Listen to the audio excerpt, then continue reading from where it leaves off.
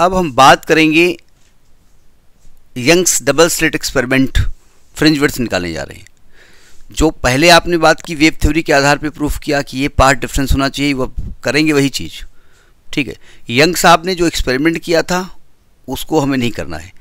ठीक है, मैथमेटिकल उसको प्रूफ करना है।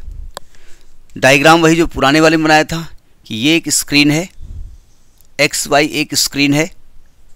ठीक है, अब चूंकि यहाँ पर जो वेव पढ़नी है, दो वेव्स पढ़नी है सेम फ्रीक्वेंसी की, तो हमने क्या किया, एस यहाँ पर एक सोर्स लिया और उसमें से दो भागों में उसको ब्रेक कर दिया। हम कहेंगे S1 S2 दो सोर्स हैं, इनको स्लिट्स कहा जाता है।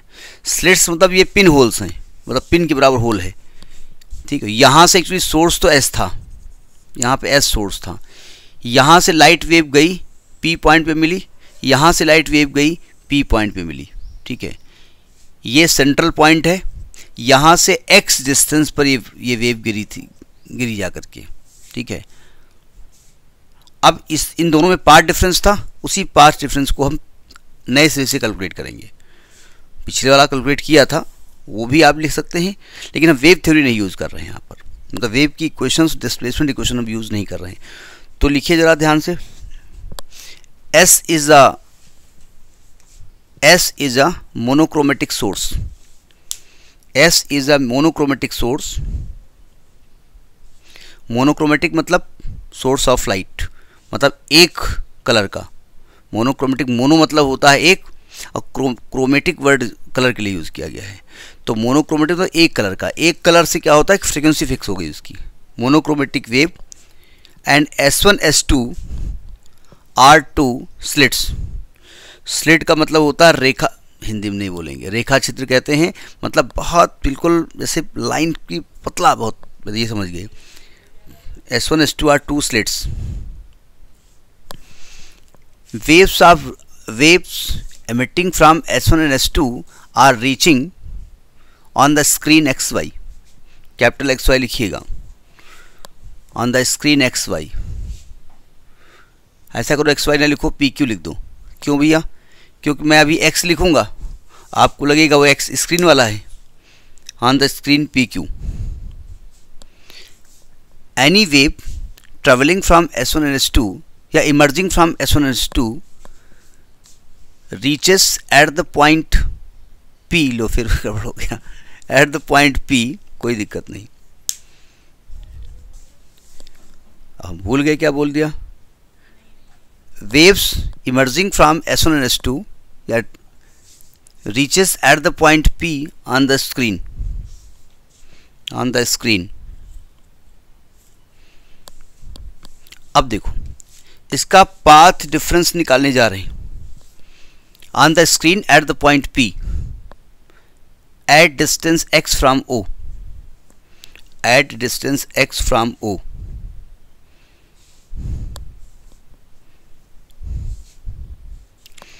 तो अब बताइए, S1 से जो लाइट गई है और S2 से जो लाइट गई है, दोनों के द्वारा तय की गई दूरी सेम है कि अलग अलग है? Distance traveled by the light emerging from S1 and S2 is the same when it reaches to point P are different. Different है, तो इसका path difference कितना है? Path difference of these waves। तो आप कहेंगे भाई देखो, S2 से जो दूरी है वो ज़्यादा है, S1 से कम है, तो आप कहेंगे पाथ डिफरेंस है S2P माइनस S1P। हमने क्या किया, इसको यहाँ से एक परपेंडिकुलर डाला, A, ये परपेंडिकुलर है, और हमने कहा AP और S1P सेम, मतलब इसके बराबर इसमें कट कर लिया, तो जो दूरी बची हुई है वही पाथ डिफरेंस है S2A। यही आपको निकालना है। अब S2A निकालने के लिए बहुत सारे तरीके हमारे पास होते हैं। ठीक है, हम इसको सिमिलरिटी की थ्योरम से भी निकाल सकते हैं, इसको हम मैथमेटिकली पाइथागोरस से भी निकाल सकते हैं। इंटर में चूंकि आपने सिमिलरिटी से पढ़ा है तो हम सिमिलरिटी से ही निकाल रहे हैं। ठीक है, ये जो दूरी है वो स्मॉल d है, स्मॉल d स्टैंडर्ड मानी जाती है, और यहाँ से पर्दे की दूरी कैपिटल T है, और जो P पॉइंट है it is very close to O। P point जो है बहुत O के क्लोज है। हमने क्या किया, यहाँ से एक लाइन मिलाया, C पॉइंट मान लेते हैं, यहाँ से एक लाइन मिलाया, ये एंगल थीटा माना, तो ये एंगल भी थीटा होगा। अब ये ना पूछना कहाँ से होगा, बताने नहीं जा रहा हूँ मैं। ठीक है। और वैसे अगर आपसे पूछ लिया जाए कहाँ से होगा तो बता नहीं पाओगे आप। ये थीटा माना गया है तो ये एंगल भी थीटा होगा। ये कहाँ से आएगा पूछ लिया जाए तो आप नहीं बता पाएंगे। अच्छा, इस थीटा से उस थीटा से क्या मतलब है, छोड़िए, मैं बताने नहीं जा रहा हूँ, छोड़ो। ज़रा सुनो ध्यान से। आप ज़रा ट्रायंगल S1 S2A देखो, देख लिया, और COP देखो, देख लिया। ये एंगल इसका 90 डिग्री है, ये एंगल इसका 90 डिग्री है। इसका ये एंगल थीटा है, ये एंगल इसका थीटा है, यानी दोनों ट्रायंगल के दो एंगल इक्वल हो गए तो तीसरा एंगल अपने आप इक्वल हो जाएगा। अगर दो ट्रायंगल्स के एंगल्स इक्वल होते हैं तो दोनों ट्रायंगल कैसे होते हैं, सिमिलर। अभी हम थीटा कैसे इक्वल होगा बाद में बता देंगे, वो हमको इसको घनापन करना पड़ेगा। यहाँ पर आप लिखेंगे triangle S1 S2A is similar to triangle COP। अब अगर दो ट्रायंगल सिमिलर होते हैं तो हमने पढ़ा है कि the ratio of their corresponding sides are equal. Corresponding side मतलब इक्वल एंगल के सामने की साइड करस्पॉन्डिंग होती है। सावधान, छोटे वाले ट्रायंगल में 90 के सामने कौन है, S1 S2। बड़े वाले में 90 के सामने कौन है, CP अपान CP। छोटे वाले में थीटा के सामने कौन है, S2A। बड़े वाले में थीटा के सामने कौन है, OP। अब दूरी कैसे निकाली जाए, देखो S2A की तो ज़रूरत हमको है क्योंकि पार्ट डिफरेंस निकालना है। OP हमको मालूम है, x दूरी पे आप फ्रिंज ले रहे हो। CP आपको नहीं मालूम, ज़रा देखो ध्यान से। ये P पॉइंट एक्चुअली में O के बहुत नज़दीक होगा, यहाँ नहीं समझे, तो CP को आप CO ले सकते हैं। तो आप लिखेंगे as P is very close to O, so CP को CO लिखा जा सकता है, जो कि कैपिटल T है, इसको लिखा जा सकता है। ये मैथमेटिक्स और की बड़ी दिक्कत होती है कि एक तो अलग पॉइंट मानेंगे, वो भी कहेंगे वो तो बड़ा क्लोज है तो इसको बराबर कर दीजिए। सो बाई इक्वेशन 1 रखो वैल्यू 1 लिखें क्या आएगा, S1 S2 क्या है, स्मॉल d, CP क्या है, कैपिटल D, S2 क्या है निकालना है, OP क्या है, x। तो S2A जब निकालेंगे तो S2A की वैल्यू जो आएगी, S2A की वैल्यू आएगी XD अपान कैपिटल D। यही आपका पाथ डिफरेंस है, XD अपान कैपिटल D। और यही पाथ डिफरेंस डिसाइड करेगा कि भाई इंटेंसिटी मैक्सिमम होगी या मिनिमम होगी। उस वाले में हमने जब प्रूफ किया था पिछले वाले में वेव थ्योरी में, तो वहाँ पर हमने ये वेव के बारे में बात की थी, इस तरीके से नहीं बताया था। तो यानी पाथ डिफरेंस आपका क्या निकल के आया, XD अपान कैपिटल D। अब आपको बताना है कि भाई P पॉइंट पर इंटेंसिटी मैक्सिमम कब होगी और मिनिमम कब होगी। X क्या है, X दूरी पे फ्रिंज बन रही है, X दूरी पे फ्रिंज बन रही है। तो यहाँ पर इस केस नंबर 1 लिखेंगे, case number 1 for maximum intensity. Maximum intensity के लिए पाथ डिफरेंस पिछले वाले उसमें टॉपिक में हमने प्रूफ कराया था, कितना बताया है, n लैम्डा। n की वैल्यू क्या यहाँ पर है, 0 1 2 एंड सो ऑन, यानी कि XD अपान D बराबर n लैम्डा। यानी x का मान क्या आएगा, ND लैम्डा अपान स्मॉल d। यानी क्या आप कह सकते हैं x क्या है, x आपकी ये ऊपर सेंट्रल फ्रिंज बनती है। ऊपर कौन बनता है, सेंट्रल फ्रिंज, जो ब्राइट ही होती है हमेशा, सेंट्रल फ्रिंज बनती है। तो क्या मैं कह सकता हूँ कि जो x है वो यहाँ n आया हुआ है, x जो है वो nth ब्राइट फ्रिंज की O से दूरी है, जो बताया जाएगा तो ध्यान देख लिया करिए। x यहाँ से दूरी है ना nth ब्राइट फ्रिंज की, जब n को रखेंगे 0 तो x का मान क्या आ जाएगा, 0। यानी हम कहाँ पहुँच जाएंगे, यहाँ पे आ जाएंगे। यानी यहाँ पर आपकी फ्रिंज सेंट्रल फ्रिंज कहलाती है, जो हमेशा ब्राइट होती है। फिर इसके बाद यहाँ कहीं डार्क रही होगी, यहाँ पर डार्कनेस रही होगी। फिर n को 1 रखेंगे, फिर यहाँ ब्राइट बन गई होगी, फिर यहाँ डार्क रही होगी, फिर यहाँ ब्राइट बन गई होगी। ऐसे लाइट जो है ब्राइट और डार्क फ्रिंजेस बनती रहती हैं स्क्रीन पे, समझ में बात। तो ये आपका दूसरा केस लिखिए, for minimum intensity, for minimum intensity, for minimum intensity, for minimum. पिछले वाले उसमें हमने पाथ डिफरेंस ब्राइट या उसके लिए प्रूफ किया था, वो यहाँ यूज़ किया है। मिनिमम इंटेंसिटी के लिए पाथ डिफरेंस क्या बताया गया है, मतलब पीछे वाले उसमें देखिए टॉपिक में 2n-1 लैम्डा बाई 2, जहाँ n का मान कहाँ से स्टार्ट किया गया है 1 to n so on, और आपने जो निकाला है वो xd/d है बराबर 2n-1 लैम्डा बाई 2। तो x बराबर क्या आ जाएगा 2n-1 lambda d by small d।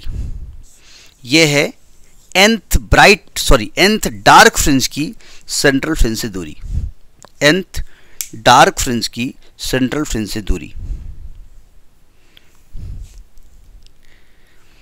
अब आपको फ्रिंज की चौड़ाई निकालनी है। फ्रिंज की चौड़ाई क्या है, क्योंकि हेडिंग डलवा दी हमने फ्रिंज विड्थ साथ में। अब देखो फ्रिंज, अब एक सब हेडिंग डालो फ्रिंज विड्थ, एक सब हेडिंग डालिए fringe width, fringe width. The distance between two consecutive dark, the distance between two consecutive dark or two consecutive bright, the distance between two consecutive dark or two consecutive bright fringe is known as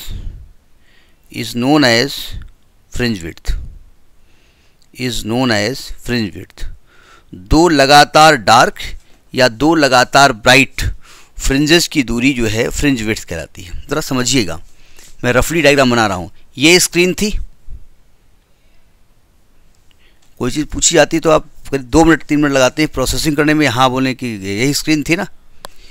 ये आपका O point था, central fringe थी। हमने माना कि यहाँ पर mth bright fringe बनी, इसकी दूरी क्या है x या nth मान लो xn। इसके बाद डार्क बनी होगी, इसके बाद एक और ब्राइट बनी, ये कौन सी है n+1। अगर आप xn+1 में से xn माइनस कर दोगे तो ये विड्थ निकल आएगी, नहीं निकल आएगी भाई। जैसे मान लिया किसी मकान, एक 10वां मकान मान लिया है, उसकी चौड़ाई निकालना चाहते हैं आप, या 10वां मकान और 11वां मकान 12वां मकान बीच में प्लॉट पड़े हुए हैं। हमने कहा प्लॉट की चौड़ाई क्या है, तो हमने कहा यहाँ से 10वां मकान जो है वो 10 मीटर दूर है, ठीक है, और 11वां मकान जो है 12 मीटर दूर है।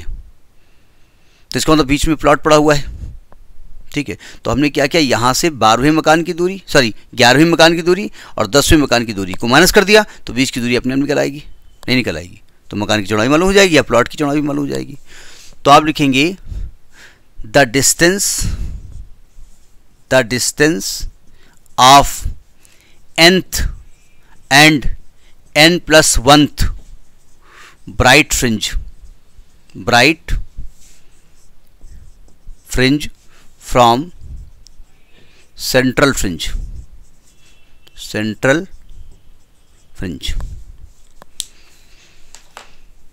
xn बराबर क्या होगा nd लैम्डा अपान d, और xn+1 क्या होगा n+1 d लैम्डा अपान d। तो जब फ्रिंज विड्थ निकालेंगे,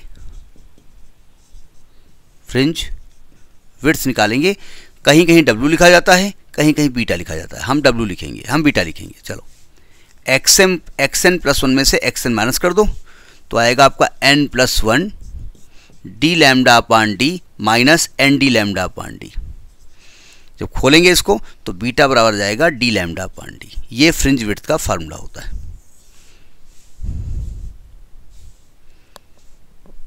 एक खास बात देखिए, यहाँ पर n नहीं आया हुआ है, मतलब वो फ्रिंज पहली है, दूसरी है, चौथी है, कोई फर्क नहीं पड़ता, फ्रिंज की चौड़ाई सेम रहेगी, पहली बात, ठीक है। दूसरी बात देखिए, जो फ्रिंज विड्थ है वो वेवलेंथ के प्रोपोर्शनेट, डायरेक्टली प्रोपोर्शनल है। मतलब जितनी ज़्यादा वेवलेंथ की लाइट आप डालोगे फ्रिंज उतनी ही ज़्यादा चौड़ाई की बनेगी। जो फ्रिंज विड्थ है वो स्क्रीन की दूरी के प्रोपोर्शनेट है, मतलब स्क्रीन जितनी दूर रखोगे उतनी ज़्यादा फ्रिंज की चौड़ाई बनेगी।